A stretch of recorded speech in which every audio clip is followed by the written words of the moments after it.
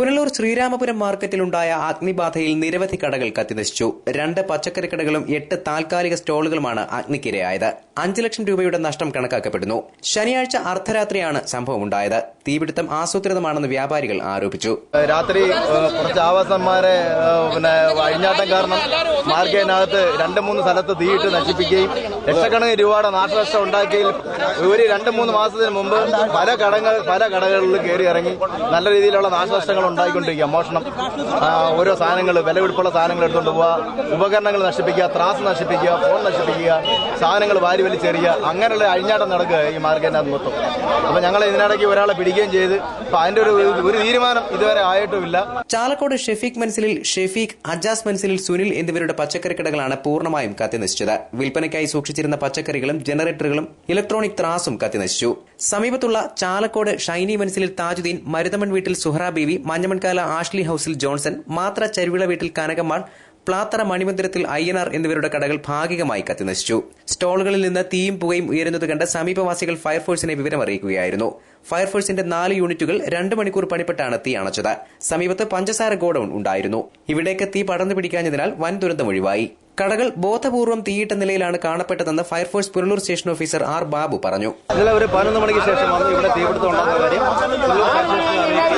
2 മിനിറ്റിനുള്ളിൽ ഞങ്ങൾ 2 fire engine കൊണ്ട് ഇവിടെ എത്തുകയും ഞങ്ങൾ വരുന്ന അവസരത്തിൽ തന്നെ ഈ മാർക്കറ്റിന്റെ ആദ്യം കാണുന്ന തറയിൽ വെച്ച് കച്ചവടം ചെയ്യുന്ന ഈ പോസ്റ്റിന്റെ കീഴിലുള്ളതാണ് തീ കത്തുന്നത് കണ്ടത്. പെട്ടെന്ന് തന്നെ ഞങ്ങൾ തീ അണയ്ക്കുമ്പോൾ തന്നെ 3 സ്ഥലങ്ങളിലായിട്ട് പച്ചക്കറികൾ ഈ വെച്ചിരിക്കുന്ന പെട്ടിയുടെ അടിയിൽ കൂടി തീ കത്തുന്നതാണ് കാണുന്നത്.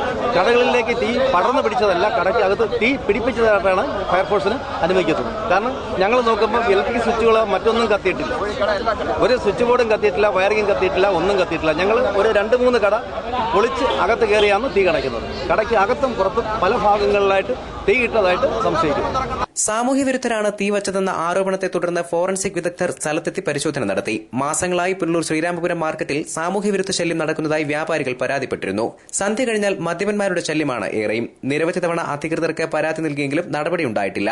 സാമൂഹ്യവിരുദ്ധന്മാർ ഈ മാർക്കറ്റിൽ കുറച്ച് നാളുകൊണ്ട് അഴിഞ്ഞടിക്കൊണ്ടിരിക്കുകയാണ്. രാത്രികാലങ്ങളിൽ മദ്യപന്മാരാണ് ഏറ്റവും കൂടുതൽ. കട അടച്ചു കഴിഞ്ഞാൽ ഈ സൈഡിൽ മദ്യപിക്കുന്നവരേ ഉള്ളൂ. ഇവിടെ കൊണ്ടുവന്ന് മദ്യം കഴിക്കുക, പൊതുമുതൽ നശിപ്പിക്കുകയും ഞങ്ങളുടെ വ്യാപാര സ്ഥാപനങ്ങളിലെ മുതലുകൾ പലപ്പെട്ട നശിച്ചിട്ടുണ്ട്. അന്നേരം പല തവണ പകൽ മദ്യപിക്കുവാൻ ഇവിടെ ആൾക്കാർ വന്നപ്പോൾ ഞാൻ അതിനെ നിരുത്സാഹപ്പെടുത്തി ഇവിടെ മദ്യപിച്ചാൽ ഞാൻ എറിഞ്ഞു പൊട്ടിക്കുകയും പറയുന്നതിന് ശേഷം അതിനുശേഷം എൻ്റെ സാധനങ്ങൾ ഈ 7-8 തവണ ഇത് ചെള്ളിയിടുകയും മലക്കര സാധനം നശിപ്പിക്കുകയും ചെയ്തിട്ടുണ്ടായിരുന്നു. അതിനുശേഷം ആദ്യമായിട്ടാണ് ഈ തീ കത്തിക്കുന്നത്. അതും ഈ മദ്യപാനം തന്നെയാണെന്ന ഞങ്ങളുടെ ഏറ്റവും വിശ്വാസം. വിവിധ രാഷ്ട്രീയ നേതാക്കൾ സംഭവസ്ഥലം സന്ദർശിച്ചു.